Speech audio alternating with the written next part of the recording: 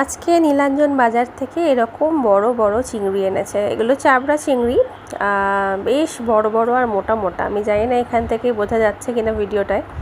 আর চিংড়িটার মাথাগুলো আমি কেটে বাদ দিয়ে দিয়েছি, মাথা খাই না। আজকে তো প্লেন ঝোল হবে, যার জন্য আমি এখানে পেঁয়াজ, একটু রসুন, টমেটো আর আলু কেটে নিয়েছি।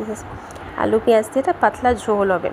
তো এই যে হাতে করে তোমাদের তুলে দেখাচ্ছি, দেখো কতটা বেশ বড় বড় আর মোটা মোটা।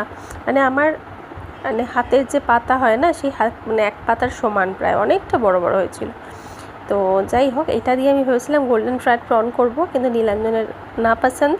ও বলেছে সিম্পল ঝোল করতে, সেটাই হবে। তাই আগেই চিংড়িটা ভেজে নিচ্ছি। আর চিংড়িটার এই ঝোলটা না একদম মশলা ছাড়া করব।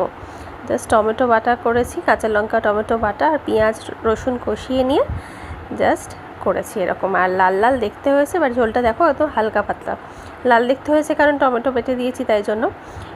কোনো গুঁড়ো মশলা নেই, শুধু হলুদ দেওয়া, ব্যাস, আর কিচ্ছু না। নুনটা দিয়েছি, আর হ্যাঁ, নামানোর আগে একটু শাহি গরম মশলা দিয়েছি। আর এই হলো আমার চিংড়ির ফাইনাল লুক। আর কিছুটা চিংড়ি আমি কষিয়ে নিয়ে সরিয়ে রেখেছিলাম, রাতের এই আলু পটলের তরকারির মধ্যেও দিয়ে দিয়েছি, কারণ চিংড়ি যাতেই পড়বে সেটাই খেতে দারুণ হয়। তো আজকে শুধু চিংড়িময় আমার দিন।